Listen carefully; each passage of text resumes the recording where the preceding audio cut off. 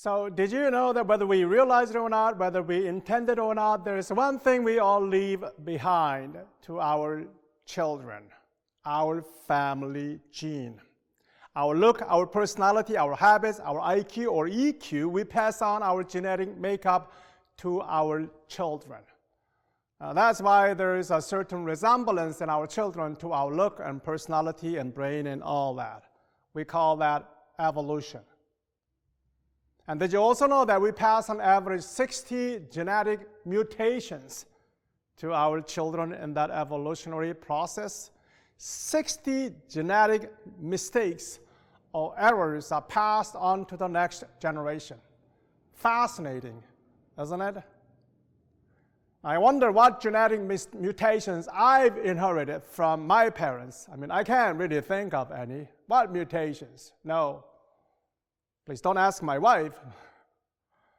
In our evolutionary process, we are being mutated, becoming mutants. I like to call it hybrid. It sounds better. We are deeply connected from one generation to another, connected with our family genes and family history, family values, and faith.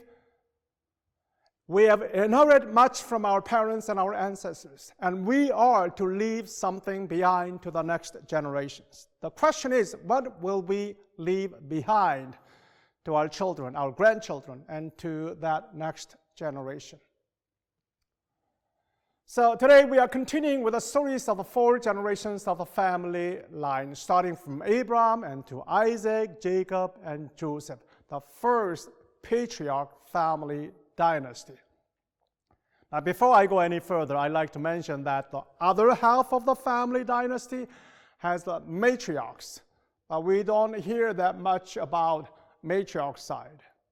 You see, the Bible was written by patriarchs and primarily focused on the patriarch side of the story. That's why we call it history, not her story. And I hope to cover her story. I'm sure that God did speak to her, not just to him, as God spoke to Eve, not just Adam. But most of what God spoke to her did not make it to the Bible, both in written and oral versions. It's not God's fault, it's man's fault. We are very selfish. Talk about men. I wonder what the Bible in our world would be like if we had more of her story. The Bible and the world according to women, matriarchs. I bet you our world might have been a very different place than now. And now, I'm not saying that world would be any better or worse if women were to rule it, because both men and women were pretty selfish and had their own shortcomings. Women are as vicious as men are very violent. So I'm not trying to say who is better or worse. Women tend to be more agreeable than men, which tells you that we would have been more sociable, probably more diplomatic, less violent, less guns and bombs. Anyway, I'm not trying to make any point or just my observation. In fact, when I look at my own family of origin, women had much influence over how the family was formed. Strong women in Chung's family, my mother's side especially. And I think my family turned out okay, so I don't mind matriarchs over patriarchs. But that's just my opinion. So today we are entering into a fascinating period in the first family dynasty in the Bible, the beginning of an era where you will witness all that juicy family saga.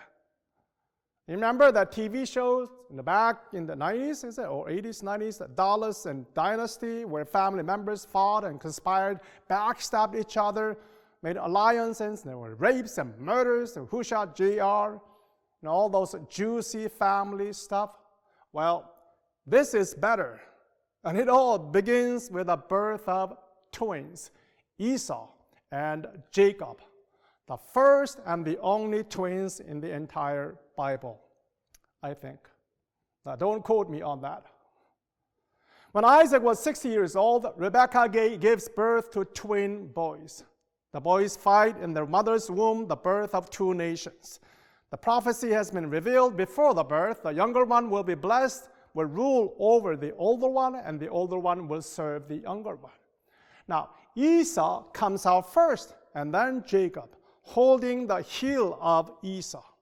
Both boys grow up. Esau becomes a hunter, a wild outdoor person, while Jacob stays home, doing domestic chores, tending to the family matters. Father Isaac loves Esau, a true father's son. Mother Rebekah loves Jacob, a mama's boy. Esau, a rough, simple, loud, and silent type, lets his actions speak. Temperamental, impatient, and easily let his stomach make decisions. He has a shifting priority based on his temperament and circumstance. Jacob, on the other hand, quiet yet talkative, domesticated yet creative, reserved yet shrewd, passive yet calculating, a conniving, opportunistic trickster. Two polar opposite twin brothers had nothing in common on the outside, but one thing they had in common inside. Both wanted the right to be the firstborn. Twin brothers, one birthright, one person to inherit the family legacy. So based on the birth order, Esau was the rightful owner, but Jacob also wanted the birthright much more than his brother. So Jacob struggled his brother even before the birth in his mother's womb. Since Esau was endowed with a stronger physical gene, more muscular, rough, hairy, and all that, he overpowered his twin brother. He came out first. But Jacob grabbed hold of his heel and came out right behind. And ever since then, Jacob has been watching his brother's every move, assessing every situation, all behind his back, firmly in control of the whole situation. And then when the opportunity came, he seized it, tricked and stole the birthright from his brother Esau. So this is all I'm going to say about Jacob for now. I will come back later and talk about Jacob more later next week. So, what's with Esau? He had everything going for him, but he lost it all. Maybe he never had a chance. You see, when you think about it, Esau had everything stacked up against him. He never had a chance to be the next patriarch. The only thing he had going for him was his birth order, but everything else was stacked up against him. I mean, he had a prophecy going against him even before he was born. The angel of God already prophesied his future. He will serve his younger brother. And he got tricked. His own brother backstabbed him. His own brother, the one he was most close with, the one whom he least expected and most trusted, deceived him. And later his own mother and brother conspired together and deceived both his father and him and stole the firstborn's blessings. So his strong link was in fact turned out to be his weak link. Maybe Esau's fate was predetermined before his birth. Maybe Jacob holding on to his brother Esau's heel was a symbolic sign from God that determined Esau's fate from the very beginning. Maybe he came out with a wounded heel from the beginning and never recovered. Perhaps he had that Achilles heel which had been mortally struck from the birth. Now all of us know the legend or the myth of Achilles' heel. The legend comes from a Greek mythology. Achilles is a central character and the greatest warrior of Homer's Iliad, a Greek hero of the Trojan War, a son of God and goddess. He was invulnerable in all his body except for his heel. At the Trojan War, he was wounded on his heel and later got killed. So the term Achilles' heel has come to mean a person's principal weakness. Maybe Esau's Achilles' heel was wounded from the beginning and he never recovered, never had a chance. So let me ask you folks, what's your Achilles' heel? Your principal weakness, your weak link?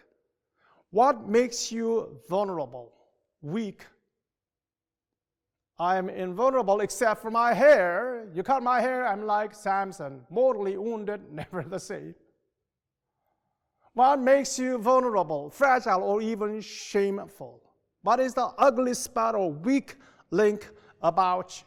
What challenges or disadvantages do you have in life? What is your Achilles heel? Esau never lived up to his potential, never lived up to his birthright. Now we can make a case for his downfall since he had everything stacked up against him, since he had his Achilles heel compromised by his own brother, his mother, and even God. So we could say, well, Esau never had a chance. His fate was predestined, predetermined. What could he do to turn it around? What possibly could have he done to reverse his fate? Everything is stacked up against him. I mean, we can make a good excuse for Esau's downfall, can justify his case alluding to divine conspiracy against him. But you see, Esau didn't know any of that. He didn't know his fate. The only thing he knew was he was the firstborn and the right owner of the birthright, inheriting all of his father's legacy, possessions, and status, and would continue the legacy. He knew that. As a matter of fact, he had everything going for him, much more than his younger brother ever had. He even knew he was the legitimate, the chosen one. He had no worry. Nobody told him otherwise, even his own father and mother as well, even his own brother. Everyone believed he was the one. He never thought he had any weak link. He thought he was entitled to his birthright, to get it all. I am entitled to everything, and everyone knew that. But he never took it seriously. He never tried to earn it, never showed the signs of that firstborn, never took his inheritance into his heart. His attitude and his actions betrayed his legitimacy. You see, often you know a person by assessing person's life choices. It's often the window into the person's inner condition, the condition of the person's heart. Esau made two critical mistakes, which reveal how carelessly he took the responsibility of the firstborn. And they show his whole attitude, action, and way of life as a firstborn son, the one to continue the family line, the legacy of the sacred old into the future. Two things. He sold his firstborn right with a bowl of soup just because he was hungry. Just because he was hungry. You know, when I get hungry, I get anxious, on edge, and sometimes get grumpy, not in a good mood. I need some sugar in my system. Then I get relaxed and calm and be nice. But I would never pay anything more than $30 for a plate of lunch just because I'm hungry. No, unless I drop dead from my hunger right there and then, I will wait until I go home and fix myself a lunch. I can wait. No matter what, certain things are non-negotiable. You don't trade it in just because you are hungry. Esau let his stomach make the decision for his life matter, his birthright. That's like ordering a lunch that costs $1 million, never mind $30, just because you are hungry. The Bible said he despised his birthright, which also means in other translations, he didn't care. He didn't think it was important. It was all about satisfying your hunger now and here. So I spoke about covenant and sacrifice as overarching and undergirding elements in fostering human growth.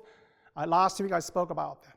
Abraham was commanded by God to sacrifice his son Isaac as a burnt offering, and he followed the command. And I said, when seen in this particular context, the command was absurd and confusing, and even contradicting, seems to be going against the covenant God made with Abraham. But if we were to step back and to see the event in a broader context, we begin to see that the act of sacrifice is ingrained into life itself. Sacrifice is inevitable for life to prosper. Since the beginning of time, our ancestors understood the value of sacrifice for the well-being of life to continue. So they sweated and worked hard. In other words, sacrificed their time and energy so that their family and the tribe would prosper. I mean, they could have taken everything and hoarded it. But then, whenever that happens, the whole community suffered. And at the end, they suffered as well. So they let go of this urge to take and hoard, this urge to gratify their instant hunger. In other words, they sacrificed their hunger for later and for the well-being of many people. They did not give in to instant gratification as animals do.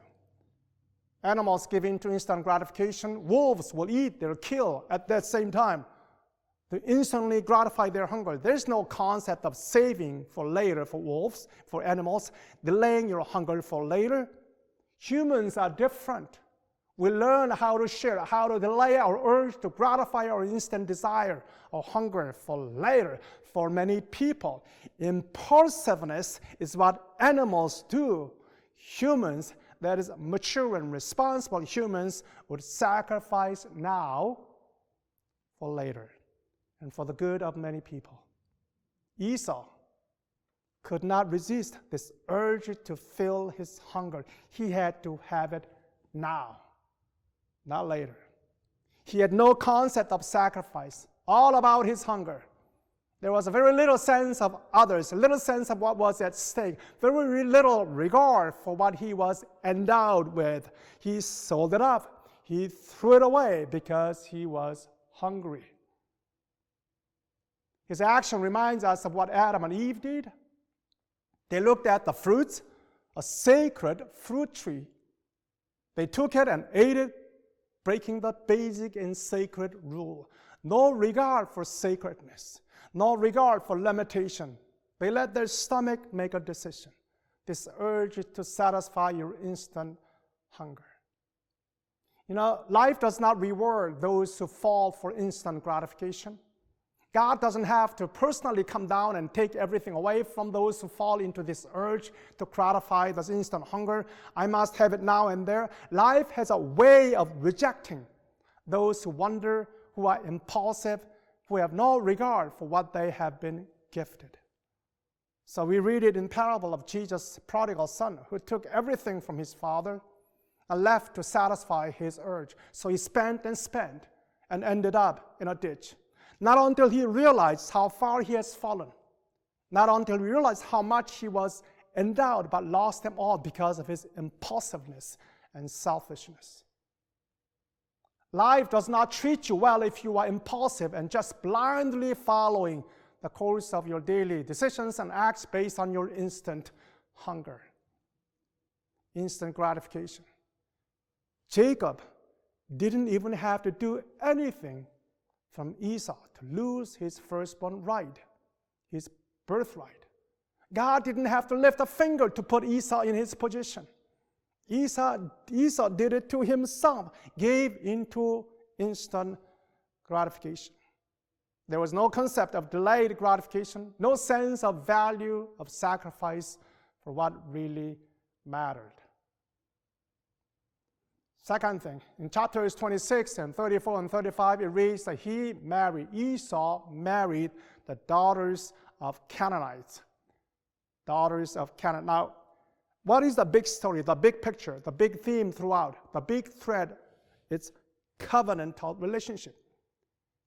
God's promise and God's provision that God will make his descendants a great nation and that God will see to it to come through. And that's God's big story that runs throughout generations. And Abraham trusted that story above all and offered his life, his son's life, to that story. He lived God's story.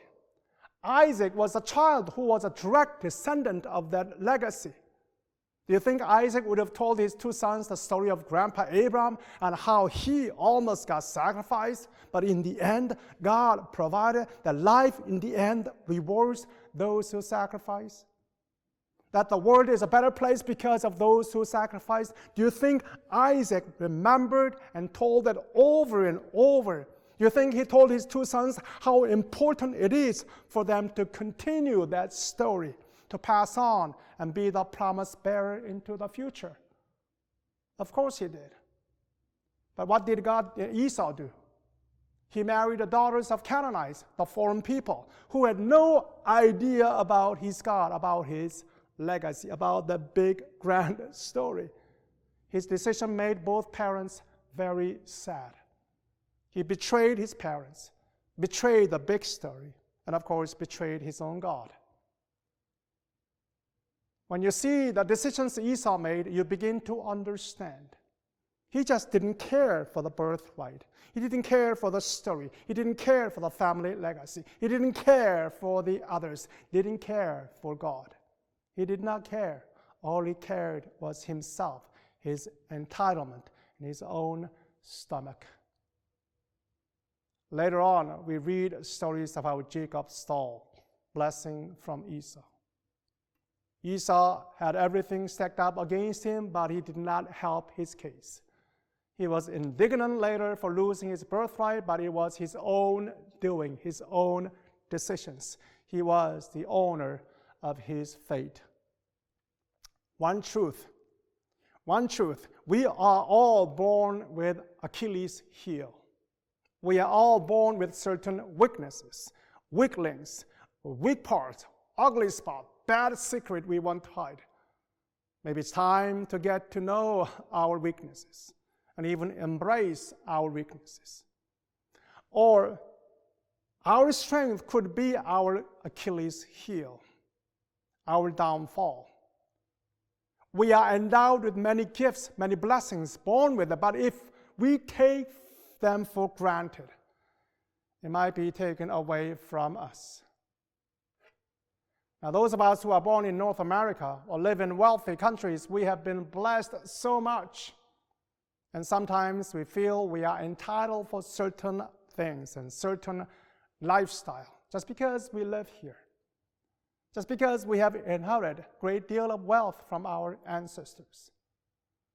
Let me tell you folks, all of us have no control over where we are born, how wealthy or poor. It's none of our doing. We are no more or less better than people who are living in poor countries who struggle to survive each and every day. They struggle just because they were born in poor countries. It's not their fault. We live in a life of luxury just because we are born in a rich country. It's not our doing. We're not entitled. If we feel that we are entitled to live a certain lifestyle, then our strength might be our Achilles heel, our downfall. Our blessings can turn out to be our curse. If we feel that we deserve and entitled to consume every resource available to us just because we live here, just because it's there, then our next generations will suffer dearly. So what's the moral of the story? Well, I'll leave it up to you to decide, folks. The story reveals for itself. But one thing that I want to steer your attention to is always have that big picture in mind, that overriding story of God. So next week, I will turn to Jacob. He was the second born, and who had a bigger Achilles heel than his twin brother Esau. But he knew the importance of the big picture. He wanted to be part of that big picture. He struggled to get it. And he also paid dearly later for his deceiving, yet he understood God's story. And through him, God continued the legacy.